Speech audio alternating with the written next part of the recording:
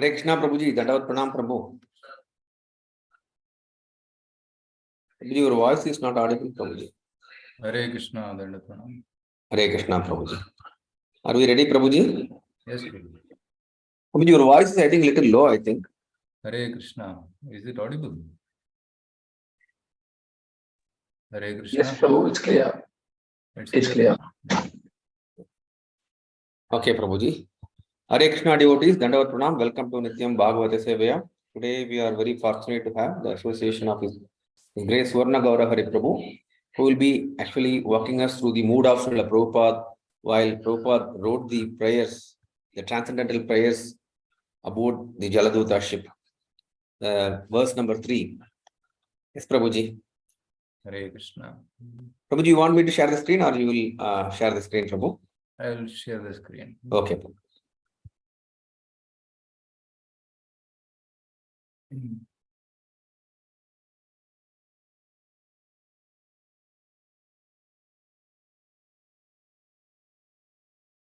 just opening it.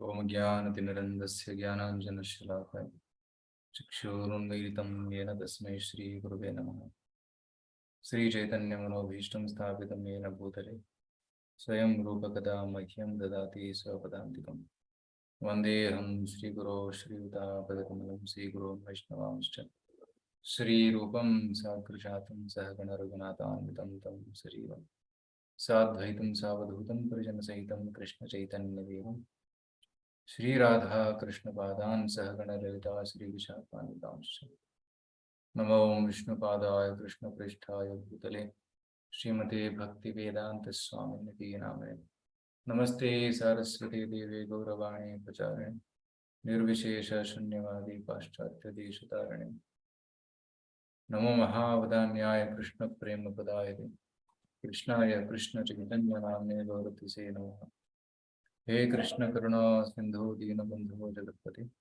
Gopesha Gopika Kanta Radha Kanta Namostute Taptakan Janagarangi Radhe Vrindavaneshwari Vrishabhana Sute Devi Pranamani Haripuri Vancha Kalpatarubhyasya Kripa Sindhu Devata Patidanam Pavanebhyo Vaishnavebhyo Namo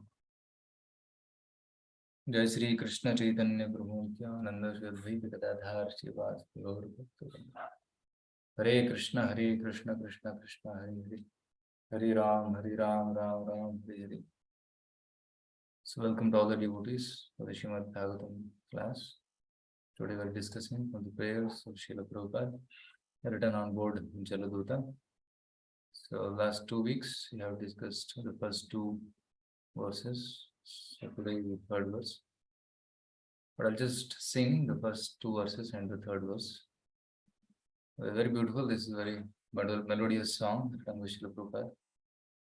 Krishna tava punya have bha ye punya koribe jabe radharani kushi habe dhruvati boli tomata.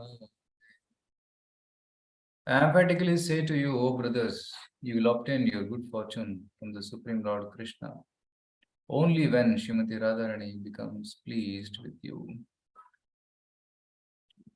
Sri Siddhanta Saraswati Sachi Sutta Priyati Krishna Sevaya Jara Tulana Se Mohanta Guru Jagatir Madhe Uru Krishna Bhakti De Thai Thai. Sri Srimad Bhakti Siddhanta Saraswati Thakur is very dear to Lord Gauranga, the son of Mother Sati. He is unparalleled in his service to the Supreme Lord Sri Krishna. He is that great saintly spiritual master who bestows intense devotion to Krishna at different places throughout the world. Taraicha Balavan Paschatete Than Than Hoi Jati Gaurangera Naam Pratavite Nagaradi Asamudra Nada Nadi Sakale Loi Krishna Naam. By his strong desire, the holy name of Lord Gauranga will spread throughout all the countries of the Western world, in all the cities, towns, and villages on the earth, from all the oceans, seas, rivers, and streams, everyone will chant the holy name of Krishna. So this is the topic of today's discussion. How preaching is going to spread in every town and village. Right? So this was a prediction given by Sri Chaitanya Mahaprabhu long ago, that in every town and village of this world, the holy name of Krishna will spread. Right? There is Saratra Haive Prakash. Moranam Haive Saratra Prakash. So Lord Chaitanya had predicted in the Chaitanya Mangal, I think this verse comes. Chaitanya Bhagavata, this verse comes. Actually, this prediction is given by Lord Chaitanya that in every home and every town, the holy name will be spread. But this prediction is also given in Padma Purana, which was written long ago. So in Padma Purana also it is said that actually there is a conversation between Sri Narada and Bhakti Devi. I'll just open that book.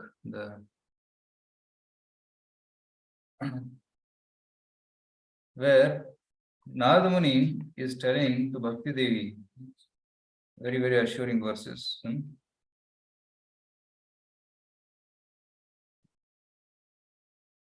Actually, Bhakti Devi is has become very weak. Actually, Bhakti Devi was born in South India. She went and she was nourished in Middle India. So in the middle part of India, a lot of Bhakti saints came and she became young. But when she came to North India, she became old and weak. And Bhakti Devi had two sons. Their names were Jnana and Vairagya. So both of them also had become old and weak. So when she traveled to Vrindavan, Bhakti Devi again became healthy and young. But the two sons, they remained old. So at that time, Narada Muni comes there. So he sees that Bhakti Devi is crying profusely and lamenting. And he came and asked, "Who are you and why are you lamenting?" So Bhakti Devi said, "Actually, I am Bhakti. Actually, I was born in South India. I grew up in Middle India, but when I came to North, I became old. So, and my sons also became old. But when I came to Vrindavan, I again became young. But my children are still old. They are unconscious. They are not able to get up.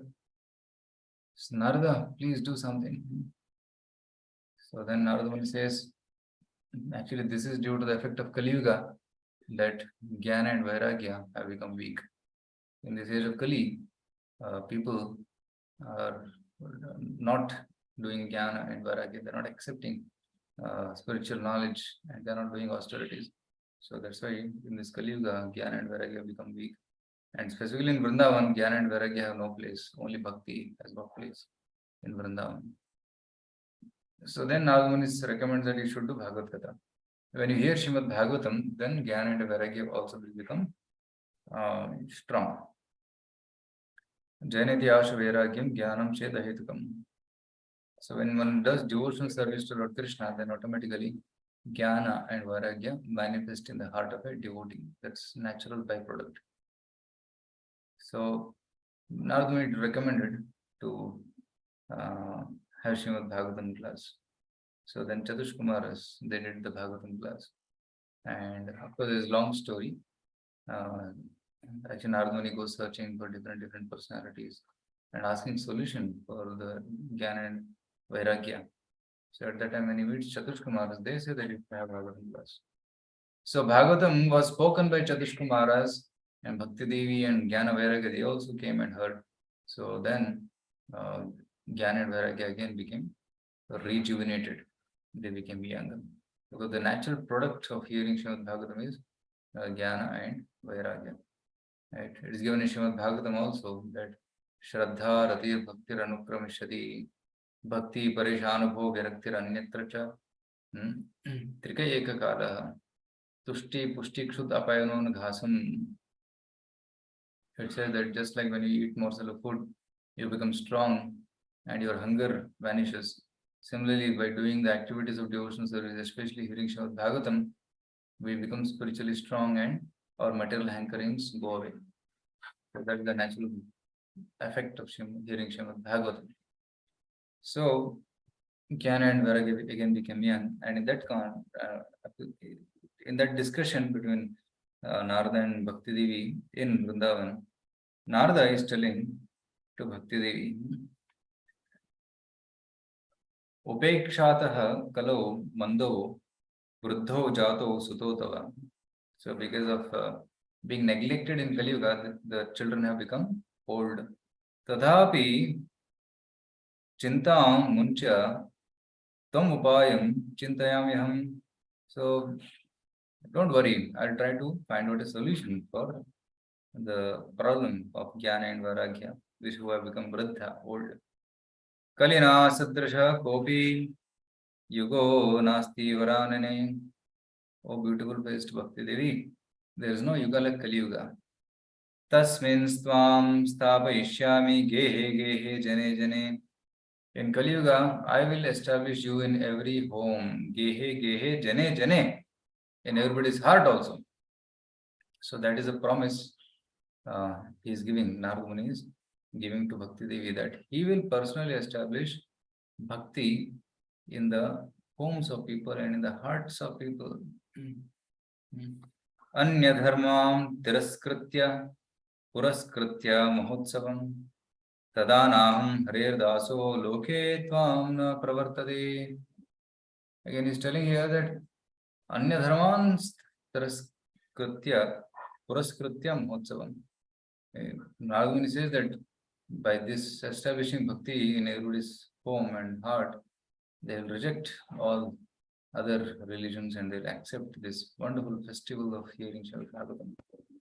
Tadanaham harer daso loke tvam na pravartate. Right? And if I do not distribute you to everybody's home, then I am not Haridas. I am not a devotee of the Lord. So in that, such a strong vow Narada Muni is taking here. So this is Narada Muni's job, to establish bhakti in everybody's heart. So Narada Muni is Shakti Avesha Avatar, Bhakti Shakti Avesha Avatar. Bhakti Shakti Avesha Avatar means one who is empowered to preach Krishna consciousness. So Srila Prabhupada in modern times, he went abroad and established bhakti in people's hearts, right? So that's why Narada Muni is also called as Jet Age Narada Muni.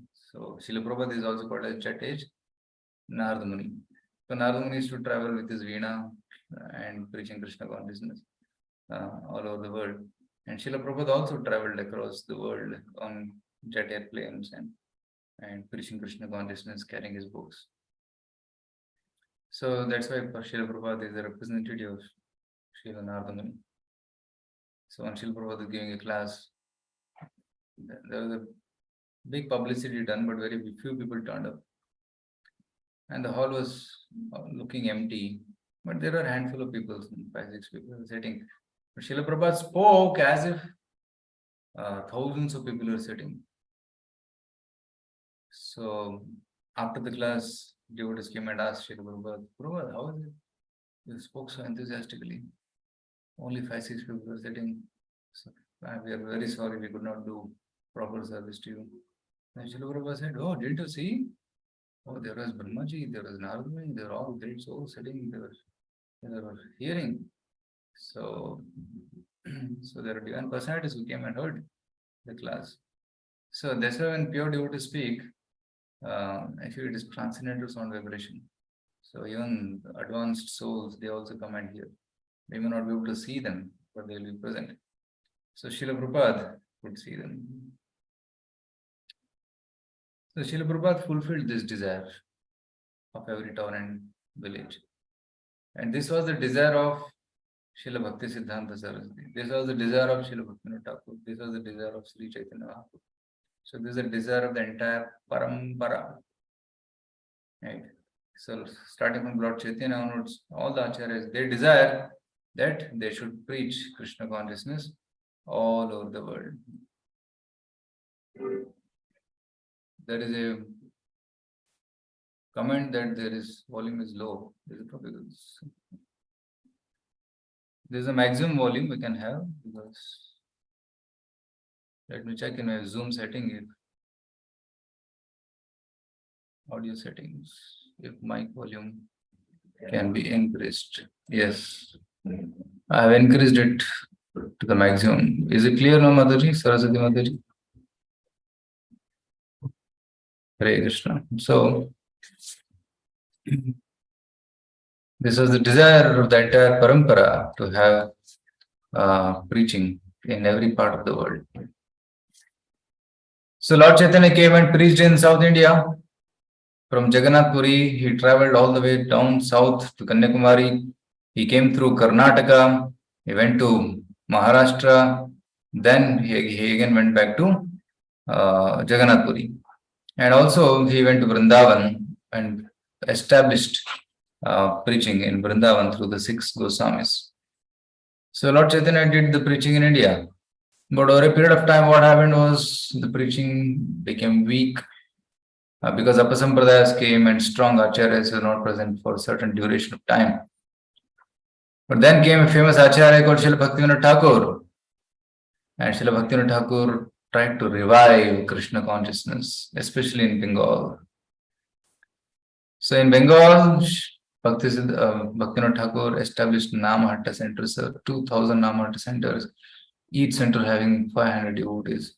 So he was managing all alone such huge preaching movement. So at his times, he was the only one who was preaching Krishna consciousness, right? And there are many other Babaris who were just maintaining their matha and earning money and had no true intentions to propagate this message of Krishna consciousness.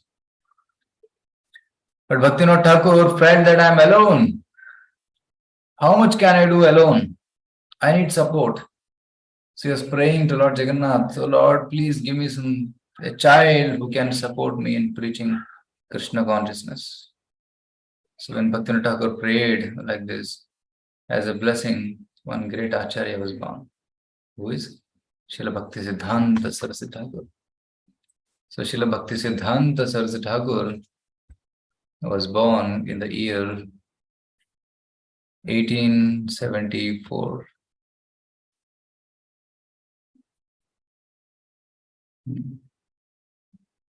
So there's extract from the book, The Ray of Vishnu, of the book of Bhakti Siddhanta Saraswati Thakur.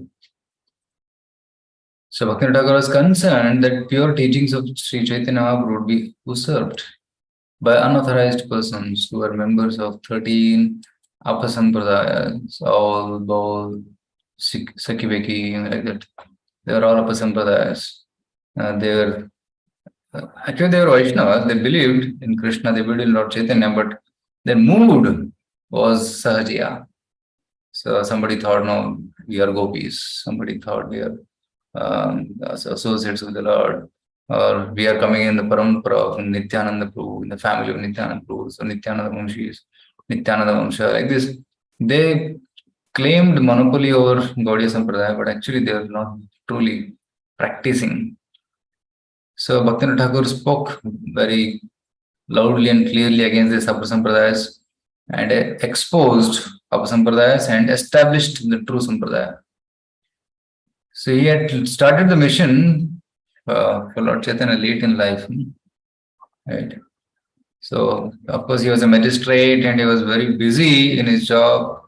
But in the end, he came to Mayapur, and he settled in Mayapur in Surabhi Kunj, and then he started preaching from there. Right? He wrote profusely, and he wanted someone to preach boldly to establish these pure principles. So on February 6th, 1874, right? So Bhakti Siddhanta Saraswati, also called as Vimala Prasad, appeared.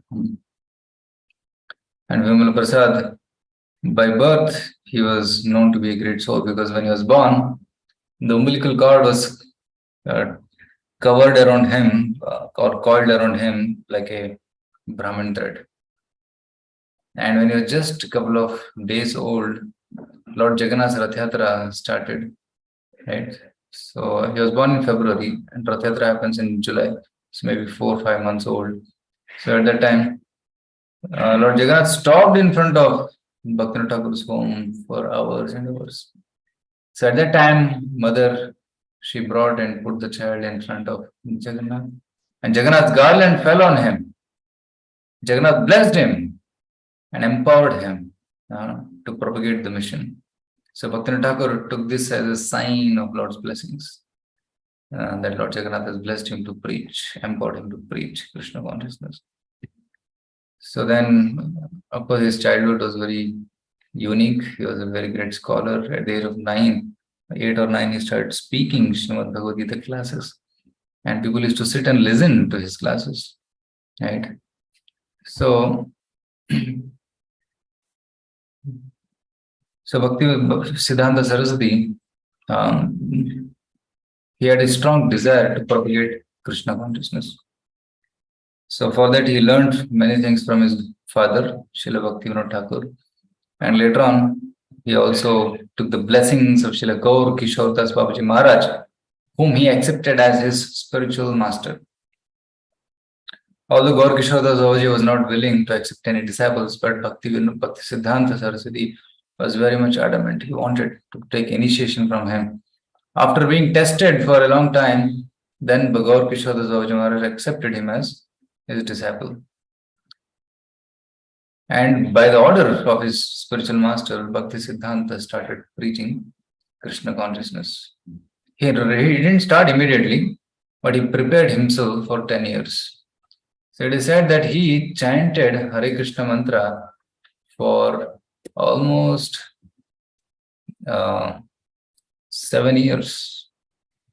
He chanted every day, he chanted 192 rounds. He prepared for the great mission. He wanted to purify his heart. He said that unless I am pure, how can I make others pure? My heart should be pure. I am unclean. I have to become clean. So he felt that he should chant the holy names profusely and purify his heart. So he took a vow of chanting 100 crore names, Shatakoti, which is nothing but 1 billion mantras. So he took the vow of this. And he was daily chanting 192 rounds, almost for 7 years he chanted. This he chanted somewhere between 1903 to 1910. So that's the time frame in which he chanted this Hare Krishna mantra. So then, after that, his father and his guru both passed away in 1914 and 1916, respectively. And then Bhakti Siddhanta Saraswati accepted sannyas. So he took sannyas for preaching Krishna consciousness. Actually, Bhakti Siddhanta Saraswati is very revolutionary. He introduced certain things very strongly and very emphatically in our mission. Actually, sannyasa, varnashrama sannyasa Lord Chaitanya accepted sannyasa in the Mayavad order from Keshav Bharati because at that time it was very respectable. But after that, Goswamis and all, they accepted Babaji Vesh. They were wearing white and they were doing mainly bhajan and then preaching. So most of the people in Gaudiya Sampradaya, after that, they accepted Babaji Vesh. Like you will see in Vrindavan, some Babajis with white dress like a lungi and then white tari. So that is Babaji Vesh. So they are supposed to be beyond Varnashram. They're very high caliber devotees.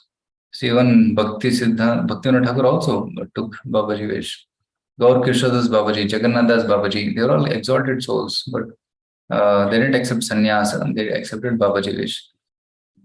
But during the time of Bhakti Siddhanta Saraswati, specifically for the sake of preaching, Tara Ichha Balavan Paschatya Than Than, his mission was to preach Krishna consciousness everywhere. So Bhakti Siddhanta Saraswati wanted to institutionalize Bhakti. He wanted to make an institute. Before that, there was no institute or organization for preaching Krishna consciousness.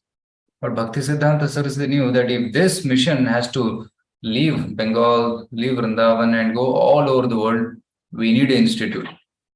We cannot, one person cannot preach.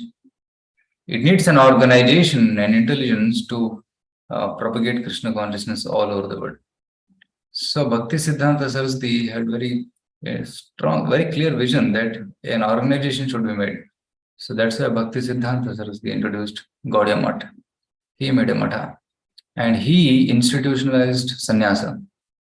So he took sannyas and he saw that there's no Gaudiya sannyasis at the time, Vaishnavas at the time can give him sannyas. So he kept the photo of his guru and from his guru's photo he accepted sannyas. So it was very unique. And then he started Gaudiya Math. Before starting Gaudiya Math, he was wondering how to do, where to do, when to do. So then he had a dream.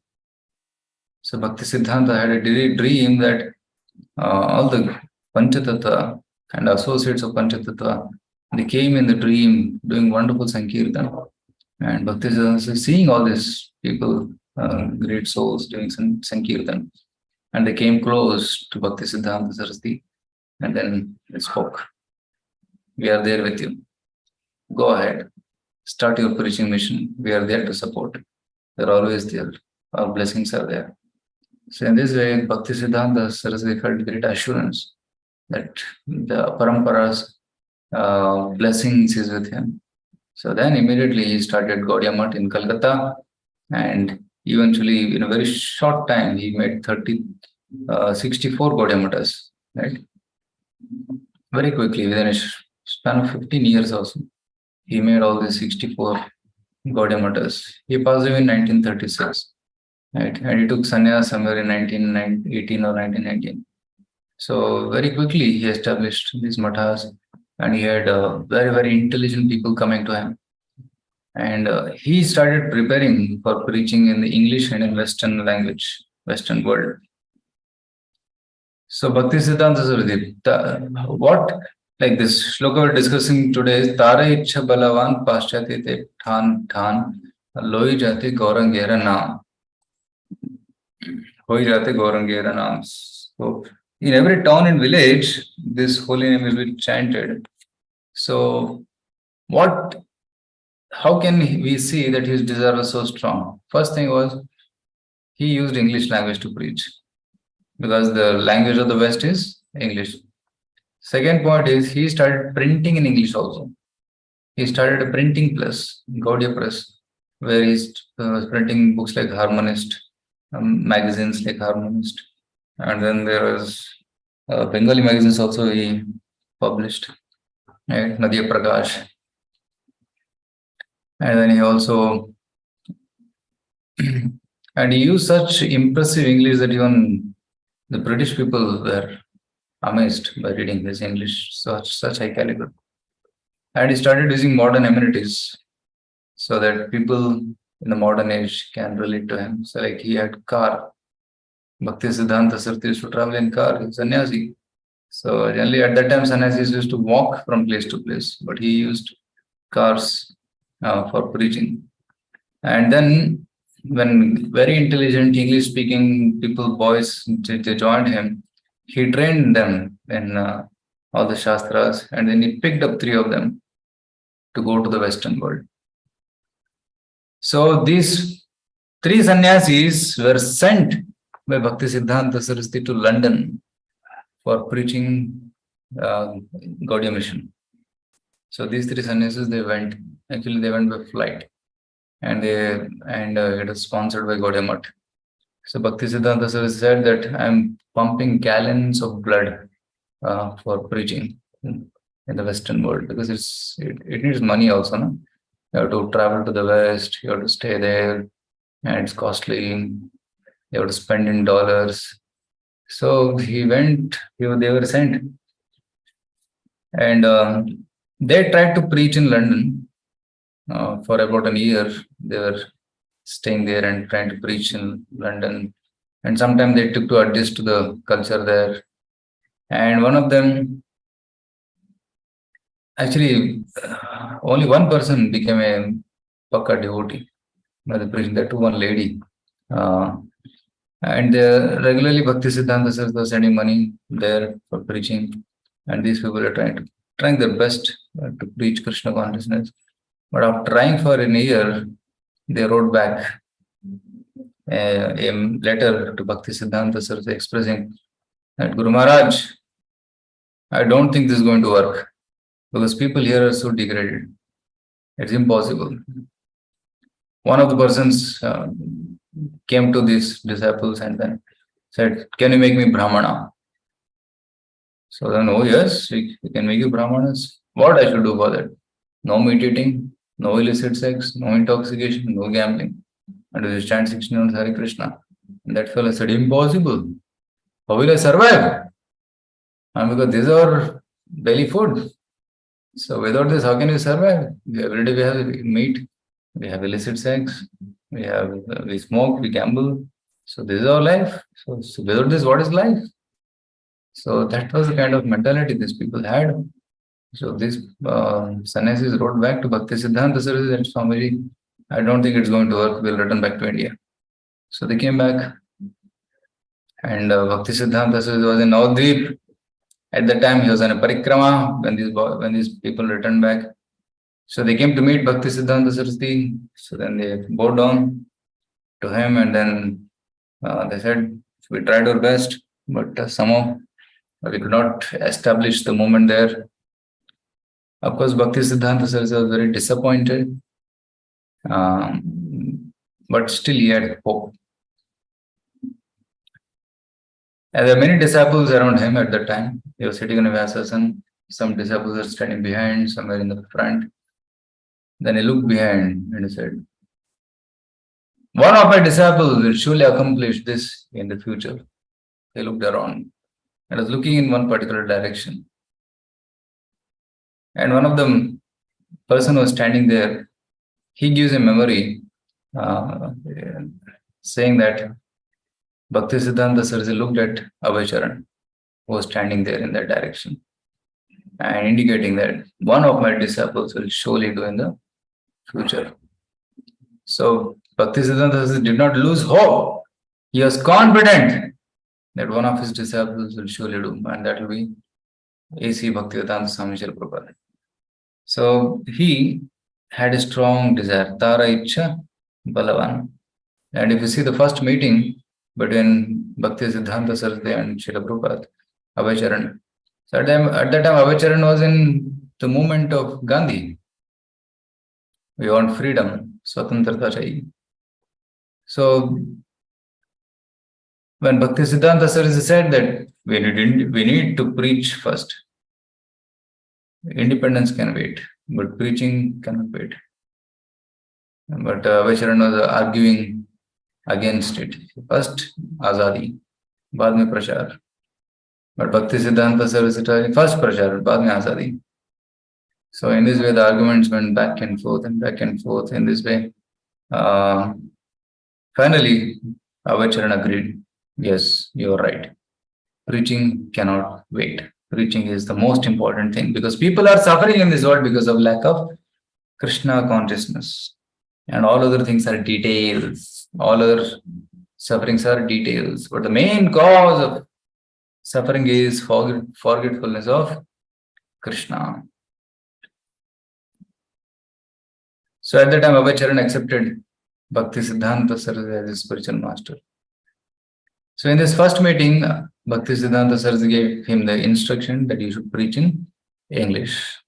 And very strong desire Bhakti Siddhanta Saraswati had. Actually, whomever he was meeting used to tell that he should preach in English language. Many of his disciples also he had told he should preach in English.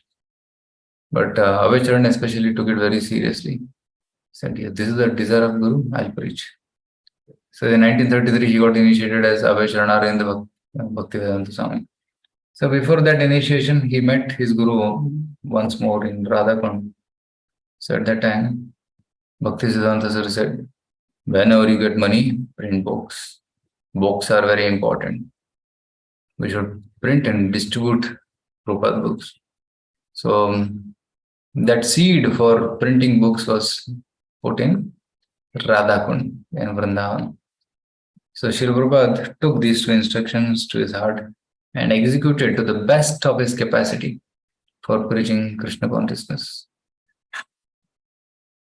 So 1936, his spiritual master passed away. But before he passed away, Prabhupada again wrote to him, Guru Maharaj, I am not able to be with you very closely, but I see that many of your disciples are there with you very closely. The sannyasis are serving you very closely. I am a grahastha, but I am not able to do that much service. Please give me any final instructions which you have. What service I can do? How can I serve you? And Bhakti Siddhanta Saraswati replied, saying that same thing, reiterating the same thing, preach in English in the Western world. So in this way, the same instruction was given just a couple of days before his passing away. So this was very clear to Abhacharan that he must preach Krishna consciousness. So he took Krishna consciousness to heart and soul, and he started preparing. He renounced. In 1955, he renounced his family. Then he wrote Srimad Bhagavatam. And in 1965, he started planning for his journey to America. So he was preparing, and he finally went. Of course, now he had no money because he had no organization. He was not part of Gaudiya Math. He was alone.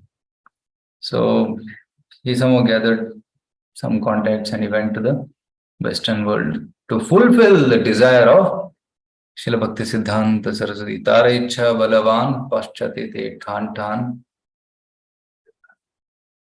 than hoi jate gaurangera naam. Prithvi te nagaradi asamudra nadanadi sakali loi Krishna naam. So the desire of Bhakti Siddhanta Saraswati that Prithvi te nagaradi, nagara grama, the cities and towns and villages, Samudra Nadanadi, and across the oceans, rivers and streams, Sakali Loi Krishna. So everybody should chant the holy name. So this was the desire of Bhakti Siddhanta Saraswati, the desire of Gauranga also. So Srila Prabhupada crossed the ocean. He crossed many oceans. He crossed the Arabian Sea, he crossed the Mediterranean Sea, and he also crossed Atlantic. So in this way, Prabhupada reached America, and before reaching America, he wrote this song. Right? He wrote this in this month, September 13, 1965, prayers unto the lotus feet of Krishna. So to fulfill the desire of Bhakti Siddhanta Saraswati, he went to America and tried to establish preaching there. So he directly went to the Nagara city. Right? He stayed for brief months in Butler, Pennsylvania, which is like a countryside. It is not a major city. But Srila Prabhupada moved to major city. At that time, the major city, even now the major city in America is New York. So Srila Prabhupada moved to the lower side of New York city and he started his preaching from there. So in city of New York, Srila Prabhupada established the Hare Krishna movement in 26 Second Avenue, where a couple of hippies were coming and joining him, and they, of course, they were inquisitive, but they were addicted to the hippie culture, the counterculture. So Srila Prabhupada, he impressed upon them the importance of Krishna consciousness, and they got impressed and they accepted wholeheartedly this Krishna consciousness movement. And then Srila Prabhupada, he went to another major city, which is San Francisco. Then he went to another major city called Los Angeles. Then he sent devotees to London. So in major cities of world, Prabhupada started establishing ISKCON. And after he had a couple of centers in cities like Detroit, Denver, so many places, Boston, Prabhupada had centers. And after establishing many cities, then Prabhupada said you should have even village community also. And Srila Prabhupada acquired this land in West Virginia. There is hundreds of acres of land. So Prabhupada acquired, and then there started the farm communities. So Nagara Grama. So Prabhupada created Gramas also. And Srila Prabhupada also had the desire to preach in India, in bullock cart. So when Param Pujya Loknath Swami Maharaj joined the movement, Srila Prabhupada told him that you make a bullock cart party and go from village to village. Because when you go in bullock cart, it will be very attractive. People will come, then you can chant the holy names for them, then you can give them books and prasadam. So in this way, the bullock cart party, the Padayatra party also started, which is mainly doing in villages. So in cities, major cities, the devotees are already established ISKCON. And in Grama, Padayatras are going and giving them books and preaching to them Krishna consciousness. So this is the desire of Bhakti Siddhanta Saraswati Thakur.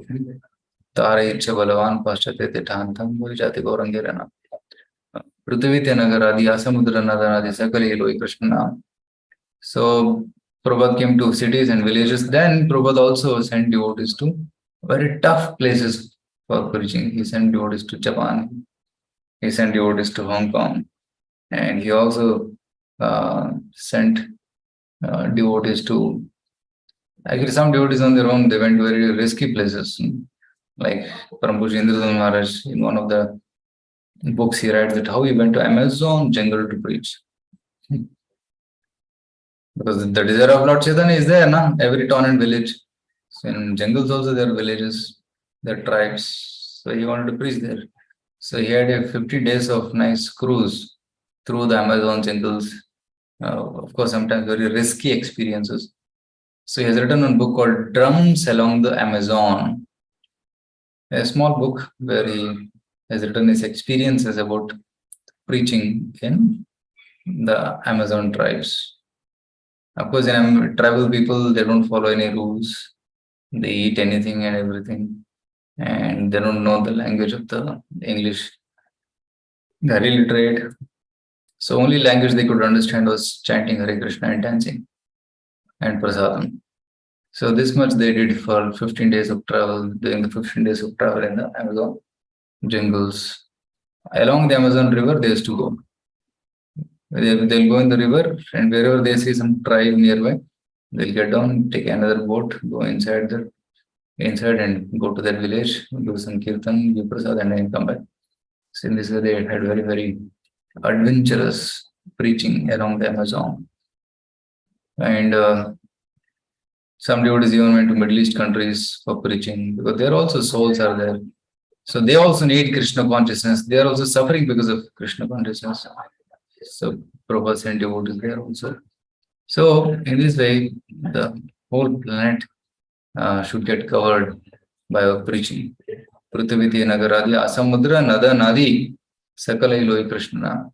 I also heard that some devotees went to very foreign land, like the poles in the polar region, and there also they distributed Bhagavad Gitas to people who live in this ice homes, for that igloo. So there also they distributed Prabhupada books, and there also they chanted the holy names. So in this way, every town and village should get covered. Now, Prabhupada executed the desire. Bhakti Siddhanta Saraswati and preached and made 108 centers. Now, what we are supposed to do, because it's a relay race, right? So, Parampara Acharyas are doing something and giving us something to do, right? So, of course, the Acharyas could have done everything, but they leave us some service also. Like there are so many cities which are not covered still, means towns which are not yet covered. There are so many villages in India which are not yet covered, right? So I heard that there are about 8 lakh villages in India.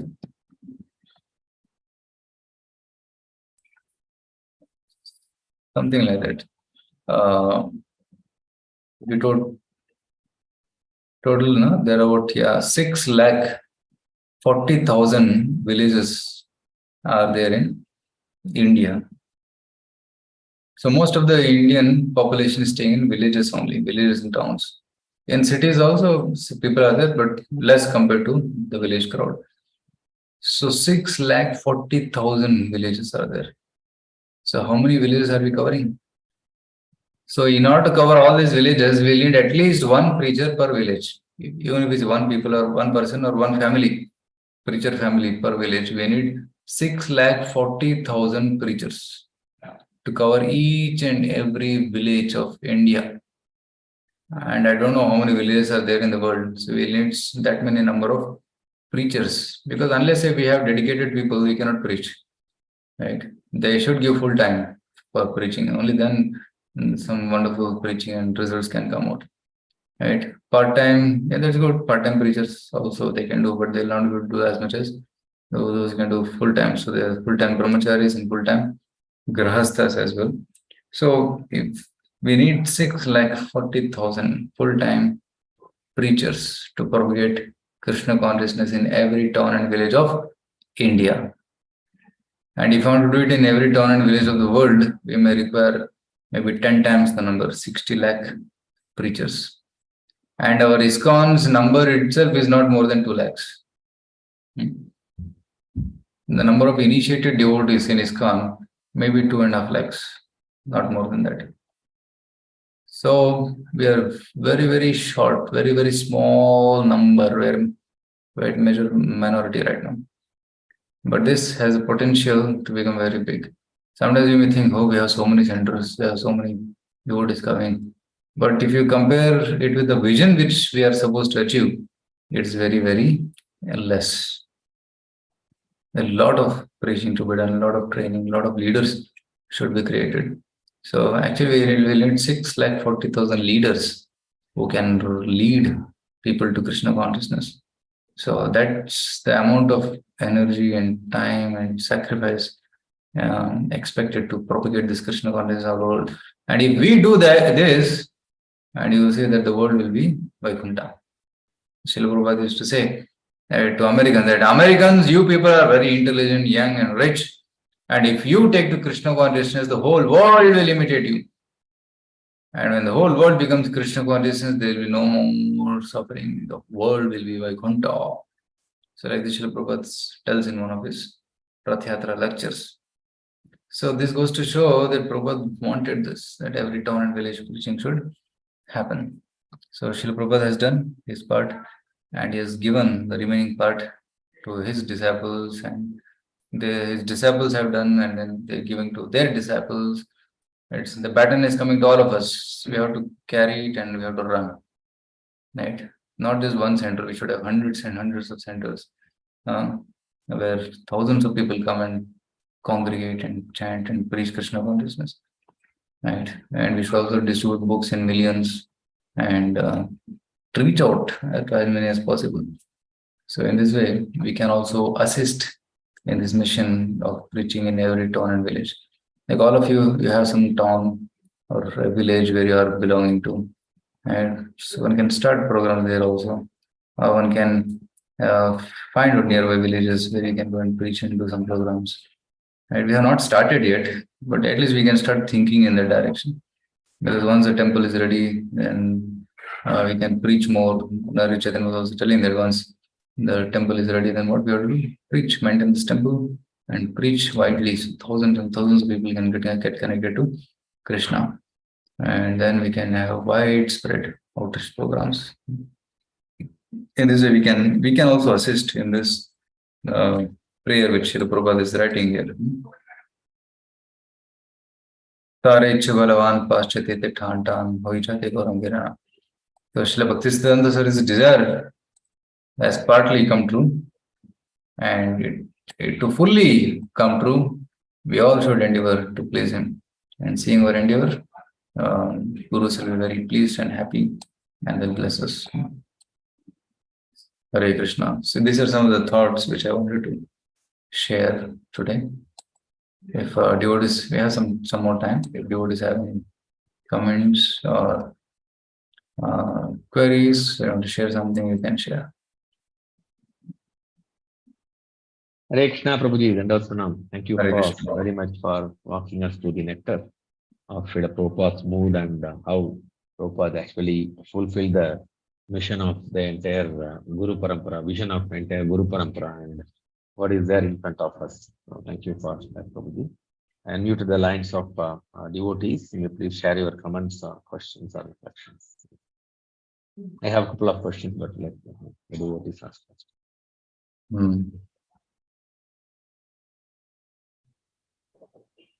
Hare Krishna Prabhu, this is Gaurahari here. Hare Krishna. Thank you for the wonderful nectar, Prabhu. Really, I really enjoyed it. The Bhakti Devi story as well as the mood of Prabhupada. And we were talking about the numbers on the villages. So many villages are there. It's wonderful, amazing insight, Prabhu. Thank you so much. Hare Krishna. Thank you. Hare Krishna Prabhu, Dandavat Pranam. Dandavat Pranam. Prabhu, very wonderful lecture, Prabhu. I could not hear properly, Prabhu. You told about 2 lakh centers or 2 lakh members in ISKCON now. Members, initiated devotees, about 2.5 lakhs. Okay, 2.5 lakhs only. Okay, Prabhu. Very nice lecture, Prabhu. Thank you very much for such a good narration of about Bhakti Siddhanta Saraswati and Srila Prabhupada. Prabhu. Thank you, Prabhu. We are really blessed to have lectures like this, Prabhu. Thank you very much. Thank you. Thank you, sir.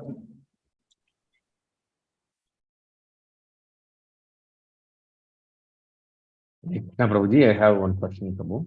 Yes, in the beginning, you mentioned about Bhakti Devi traveling with the 2 sons, Jnana and Vairagya. And when she went to North India, she became weak, one old. When she came to Vrindavan, Bhakti Devi actually became young again, but Jnana and Vairagya, they were still old.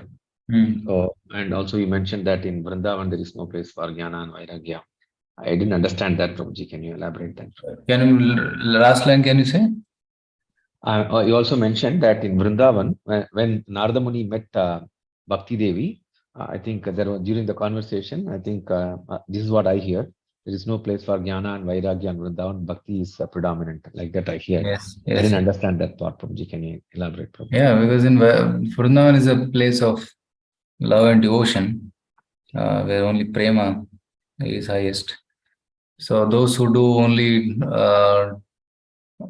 what is it called, Vairagya, and those who only are dry speculators, they cannot have access to Vrindavan. Those are mental speculators, and those who are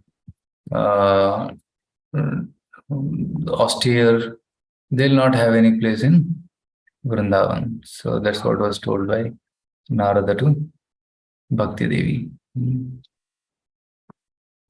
So Jnana and Vairagya devoid of Bhakti, they don't have a place in Vrindavan. That's how I should understand it, Prabhuji. Yeah, the Jnana and Vairagya devoid of Bhakti, they don't have any. But if Jnana and Vairagya are done with a spirit of devotion to Krishna, then that is allowed. So there's also a statement in Chaitanya Charitamrita, Mahaprabhur Bhaktagana Vairagya Pradhan. The devotees of Lord Chaitanya are Vairagya Pradhan, topmost of Vairagyas. How? Because they use everything in Lord's service. That's the Yukta Vairagya, right? We are not doing Shushka Vairagya, we are practicing Yukta Vairagya, which is we don't reject any material thing. We see it as Krishna's energy and engage it in Krishna's service. That is real Vairagya.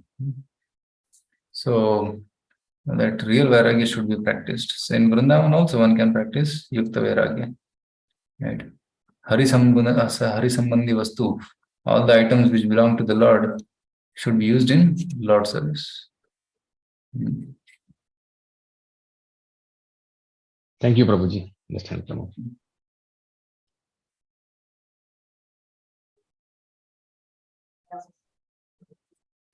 Are there any other questions or comments from devotees?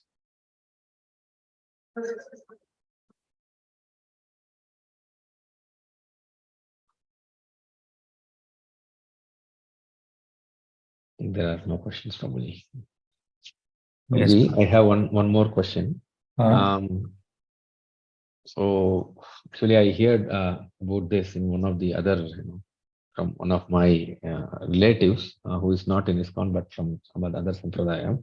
So he was quoting that, you are telling that you are actually following Gaudiya Sampradaya, and the Prabhupada is actually strongly preaching against Mayavada.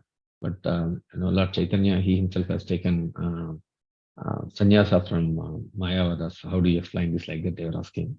But those days, it was not actually not an exemption of no Prabhuji. Actually, taking sannyasa, they can. It doesn't mean that they accept the philosophy of the sampradaya, but because that's what I understood. Can you elaborate on that, Prabhuji? Why Mahaprabhu took sannyasa from Mayavadi sannyasa? Yeah, so Lord's accepting sannyasa from Mayavada Sampradaya was a tactic. It was a preaching strategy. Because at that time, Mayavadi sannyasis were very respectable because of Shankaracharya's influence. So Mayavadi sannyasis had got great respect among the society. And people followed them, they listened to them. And Lord Chaitanya thought that if I take sannyasa from that line, and people will offer obeisances to me, they'll respect me. Then I can tell them, chant Hare Krishna. Then I can tell them, worship Lord Krishna. So, Bolo Krishna, Bhajo Krishna, Koro Krishna Siksha. So I can tell them boldly. So Lord Chaitanya used this sannyasa as a preaching tool to make people listen to him. Right? Because it was so happening that once Lord Chaitanya was, of course, when he was still Gaur Sundar, he was Navdeep Chandra. He was teaching grammar and he was teaching, he had his Gurukul, he had his school. So once he was chanting also Gopi, Gopi, Gopi in the mood of Radharani. At that time, some students came and criticized, "Hey Nimai, why are you chanting this Gopi, Gopi, Gopi?" And they started criticizing him, insulting him. They could not understand the mood, the love which he has come to give to people. Then Lord Chaitanya, Nimai Pandit taught that if I remain like this at home, people are not going to listen to me. They will think that I am also one of the Brahmanas like them. And because they'll not respect me, they'll not respect my words also. So I should do something. Then he gets the desire to take sannyas. Then he takes sannyas to preach Krishna consciousness. So, and he also chooses a right person to take sannyas from. He took it from Keshav Bharati, who was from Bharati Sampradaya, Mayavada line, but he was different. He was a devotee. He had devotion. So that's why Lord Chaitanya took sannyas from him. And before accepting sannyas, Lord Chaitanya gave him mantra. Right? He said that one Brahmana came to me in the dream and he gave this mantra. Please check if this mantra is correct. So he gave the mantra to Guru. And Guru said, wonderful. This is a beautiful mantra. This is what you should chant. So then Guru gave the same mantra back to Lord Chaitanya. So if you see, Lord Chaitanya's pastimes are inconceivable. Why he does it, how he does it. It is inconceivable. See, gave the mantra to Guru, initiated him, and then got the initiation from him, and then accepted sannyas from him. So this is a preaching tactic which he used to make people listen to him. And sometimes the devotees also have their degrees and their qualifications, and sometimes they use masters from this college, or he's from MIT, or he is working in such company, such a profile. People listen, oh, he's very intelligent, learned man. Let's see what he's going to speak on Bhagavad Gita. Same as the people become open to listen to the facts. So that's how one can use material. Even sannyasa is material because it's part of varnashram. Sannyasa in itself is not transcendental.